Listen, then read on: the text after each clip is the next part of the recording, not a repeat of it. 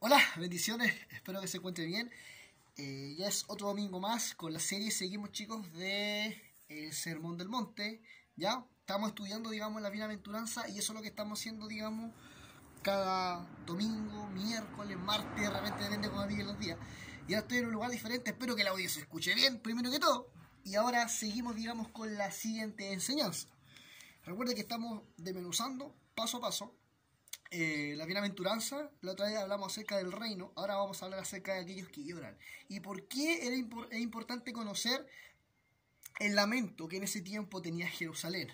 ¿Ya? O mejor dicho, por qué Yeshua o Jesús en este caso predicó acerca de esta enseñanza y por qué era tan importante para el pueblo de Israel. Entonces, me gustaría que fuésemos chicos a un pasaje muy conocido, pero antes obviamente voy a leer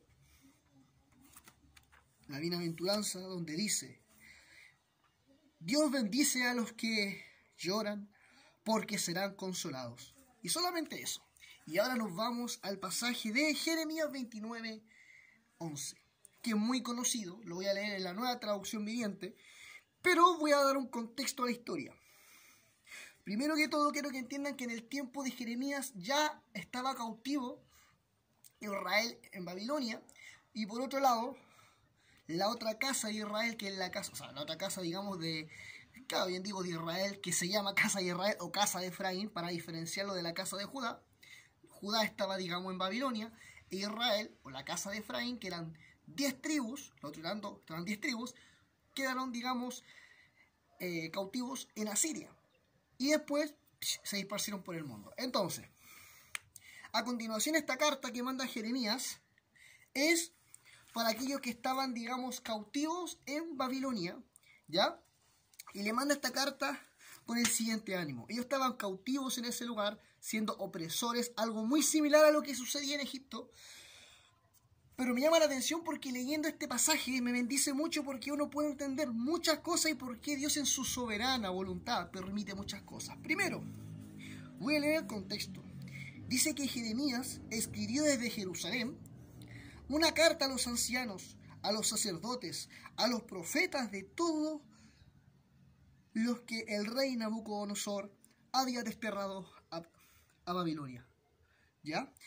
Más adelante dice que esta carta que él escribió, Jeremías, dice que lo envió por medio de Alsa, que era hijo de Safán, y Gemarías, hijo de Hilcías, cuando fueron a Babilonia como embajadores del rey de Ezequías ante Nabucodonosor.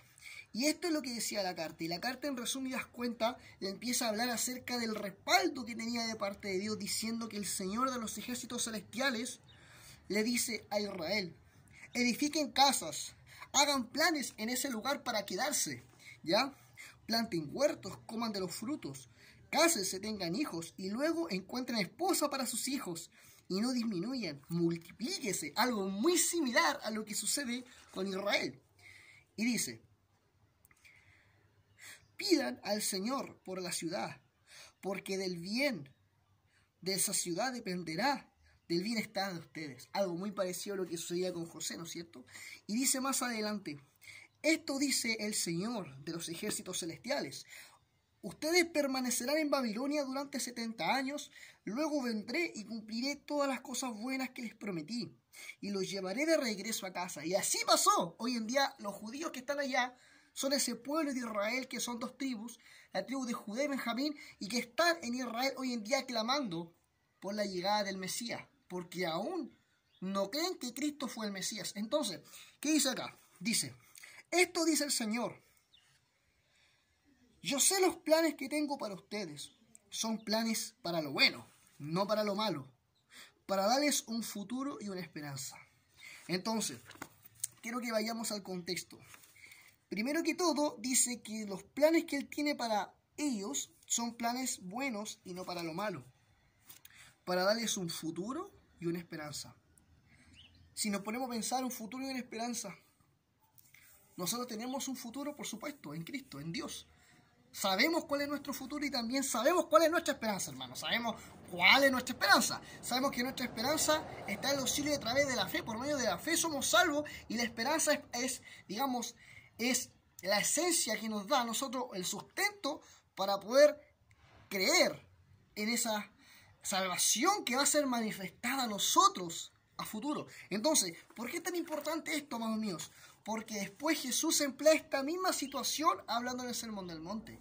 Y se emplea el mismo patrón bíblico. Hablamos la semana pasada, o hace días atrás, que en este caso Israel estaba siendo atormentado por estos dos fariseos, Anás y Caifás, que no tenían ninguna relación, digamos, con la descendencia que tenía que ser sacerdote, y además no seguía la ley de Dios, sino que habían agregado otros mandamientos, que no tenían ninguna relación con los mandamientos de Dios. Entonces, ¿qué sucede acá? Ellos claramente seguían entristecidos porque estaban esperando al Mesías, pero aquellos que pusieron la confianza en Él realmente descansaron en esa esperanza.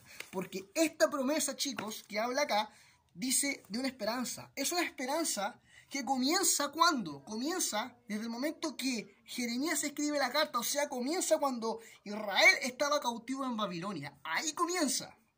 Comienza ahí, vuelve a Jerusalén, pero termina en un futuro. Wow, ahí vamos a entender por qué. Comienza en Babilonia, Jerusalén, cuando viene el Mesías, pero después a un futuro.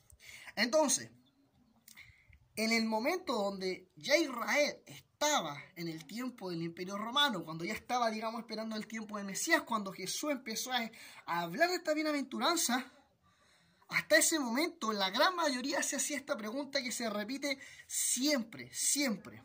¿Dónde está el Dios de las promesas? Porque siempre Israel pasó calamidad tras calamidad. Por eso en otra versión dice, tengo planes de bien y no de calamidad. Porque ellos sabían bien la calamidad. O sea, ellos siempre vivían calamidad tras calamidad. O sea, tribulación tras tribulación. Entonces, ellos sabían perfectamente y siempre se hacían la pregunta. Porque ellos habían puesto la fe, sí, en lo que Jeremías le escribió de parte de Dios. Y siempre cuando atravesaban alguna situación difícil decían, bueno, ¿dónde está el Dios de las promesas? Pero siempre se levantaba un remanente que decía, Dios sí cumple su promesa, un profeta. Dios sí cumple sus promesas, pero no sabemos ni cuándo ni cómo. Pero sí cumple su promesa, ¿ya? Entonces, ¿por qué es tan importante esto?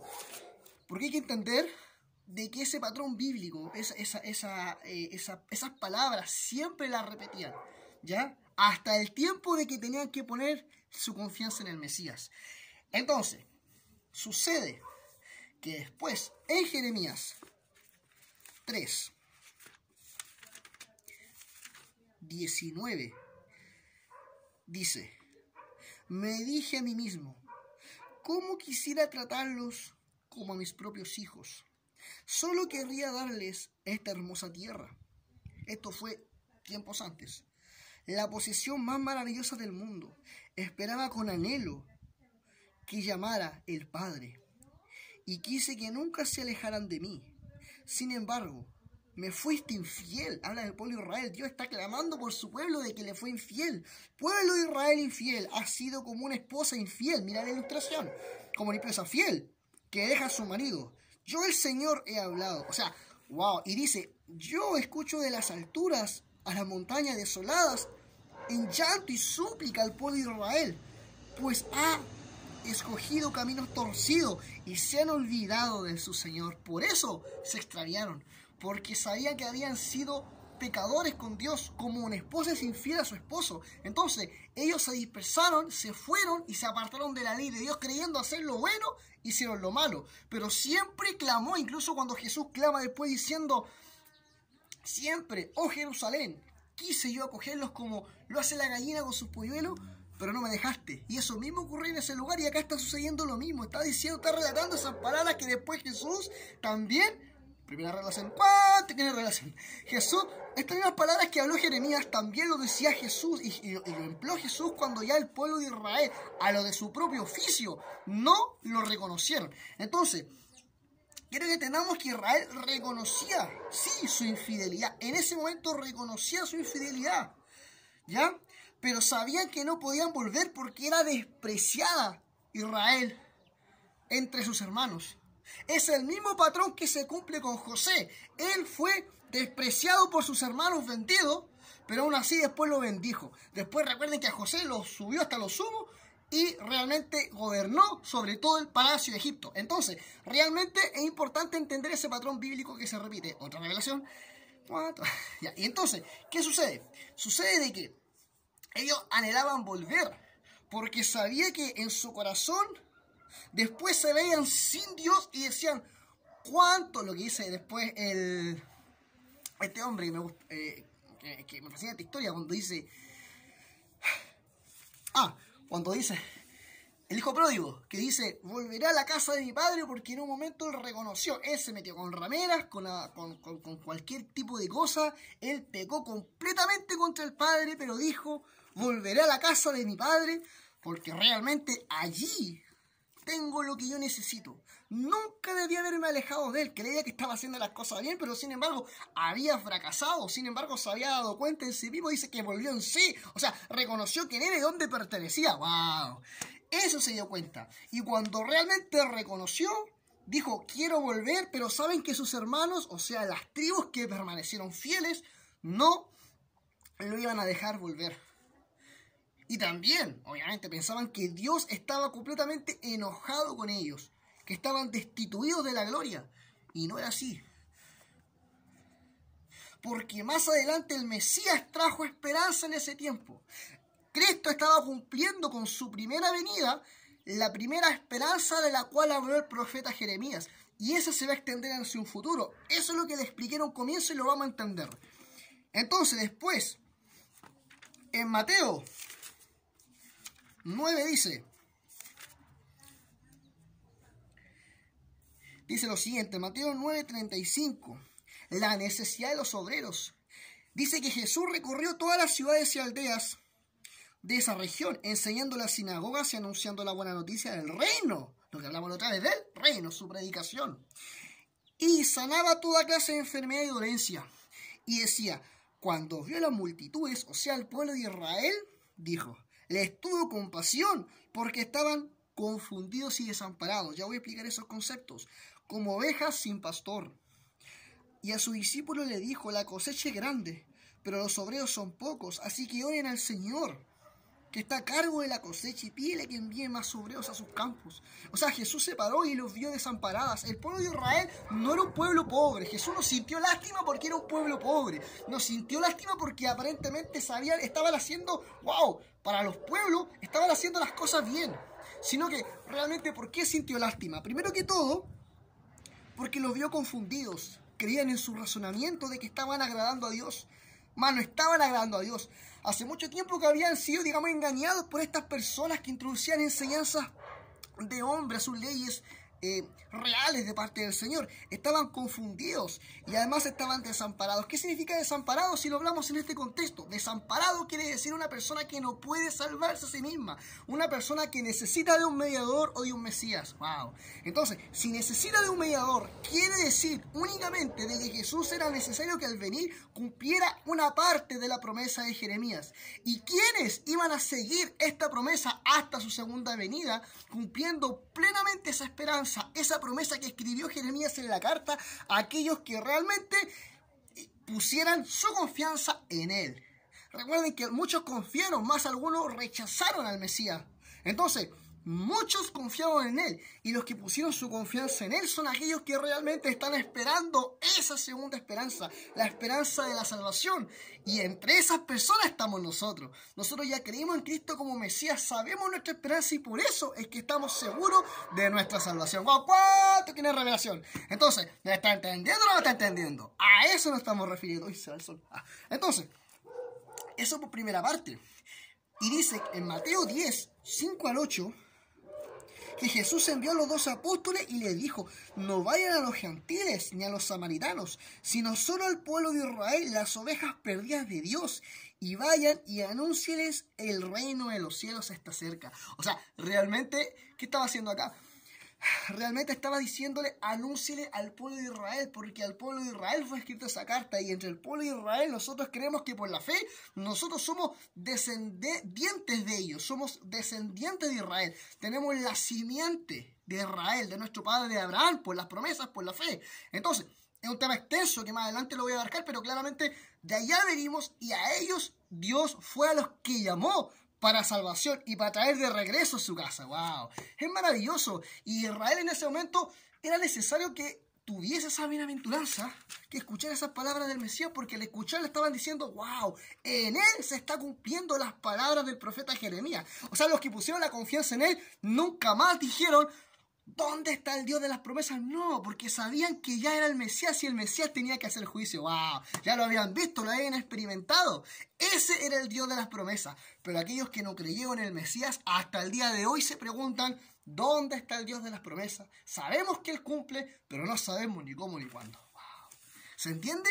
Esa es la revelación, hermanos. Entonces, chicos, ¿qué sucede?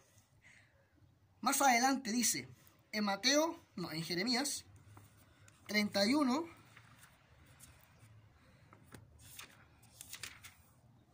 claro, en Jeremías 31 dice, se acerca el día, al final, cuando se termina de concluir el propósito de esta carta, dice, en aquel día haré un nuevo pacto con el pueblo de Israel y de Judá. Este pacto no será como el que hice con tus antepasados, cuando los tomé y los saqué de la tierra de Egipto. ¿Ves que se parece mucho a Egipto?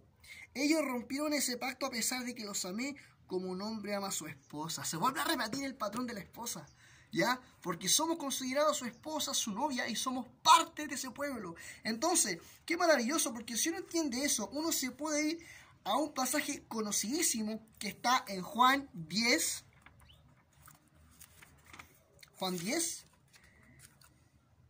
del 14 al 16, y dice, yo soy el buen pastor. Entendamos bien este pasaje, amados. Dice, yo soy el buen pastor, conozco a mis ovejas y ellas me conocen a mí, como también el Padre me conoce a mí, y yo conozco al Padre. Y dice, así que me sacrifico por mis ovejas. Ojo a este pasaje, ¿por quién murió Cristo? Uno dice, pero ¿por qué murió? ¿Por qué murió? ¿Por todo el mundo? Vamos a averiguarlo.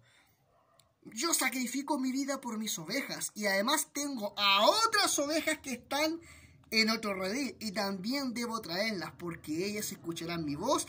Habrá un solo rebaño y habrá un solo pastor. ¡Wow! ¡Cuánto que revelación! O sea, esas ovejas que escucharán a Cristo son aquellas ovejas que son descendientes de Israel y que tienen que volver a casa, las que tienen que volver con su padre, las que tienen que ser, o sea, van a formar un pueblo con el otro pueblo de Israel y van a ser, digamos, un solo pueblo y habrá un solo pastor. De hecho, en Efesios 2, 11 al 17, no lo voy a leer por tiempo, dice que de los dos pueblos hace uno, y en Romanos 11 dice que somos injertados en el pueblo y en el olivo verdadero, y le pertenecemos a él, y ya no hay enemistad. Y ahí dice que ya se rompió esa pared de enemistad, que quiere decir aquellas cosas que estaban opuestas, aquello que realmente nos hacía llamar como adúltera, una mujer realmente que pecó contra el Señor, que se fue en contra de su mandamiento y se alejó y se fue y se apartó. Ahora ya esa pared contra los hermanos fieles ya no existe. Dios nos liberó de eso. Ahora somos consagrados y somos santos, apartados, y somos parte de Israel y le pertenecemos a Dios. Somos parte de Dios. Somos hijos de Dios. A eso me refiero, somos sus hijos, somos su pueblo, somos parte de Él. Maravilloso. Entonces, y dice en Isaías 54,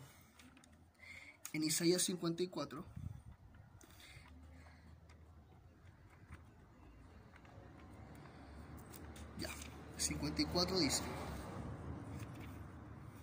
54 del 1 al 3, canta, oh mujeres sin hijos, tú que nunca diste a luz, canta y da alegría, voz a Jerusalén, tú que nunca tuviste dolores de parto, la mujer desolada ahora tiene más hijos que la que vive con su esposo. ¿Quién vive con su esposo ahora? Los judíos, el Israel actual. Pero la otra tribu, ¿se acuerdan que hablamos de una tribu que se fue dispersa por el mundo? Esa tribu tuvo miles y miles de generaciones y miles de hijos, mucha descendencia. Entonces, y esa descendencia es la cual habla acá y dice, tú que no tuviste dolores de parto, o sea que fuiste desolada, pues la mujer desolada ahora tiene más hijos que la que vive con su esposo. Porque claro, eran 10 tribus y de esas tribus salimos nosotros. ¡Wow! ¡Qué maravilloso! O sea, realmente acá, amado mío, se cumple cuando dice que ella tiene muchos más hijos y su descendencia será gigante y será tremenda y se esparcirá por los reinos de la tierra. ¡Wow! Maravilloso. Y dice, extiende tu hogar, no repares gasto, pues pronto llegará el día donde tu descendencia ocupará otras naciones y poblará las ciudades en ruinas. De ahí se refiere a nosotros, que somos parte de Israel y que Dios nos rescató a nosotros y nos llamó por nombre para ser parte de su pueblo. Y lo más maravilloso es que nuestro futuro, ¿saben dónde se refleja, chiquillos? En Apocalipsis 7, donde dice lo siguiente: ¿cuál es nuestro futuro eterno con Dios? Este pasaje quizás tiene muchas interpretaciones, pero a mí me bendice estudiándolo de esta manera. Cuando dice la alabanza de la gran multitud, dice: después de esto, hablando Juan en el Apocalipsis, vio una enorme multitud de todo pueblo, toda nación, de toda tribu, toda lengua. ¿Ves? Se vuelve a repetir ese patrón bíblico porque nosotros fuimos dispersados sobre las naciones y de ahí nos rescató el Señor.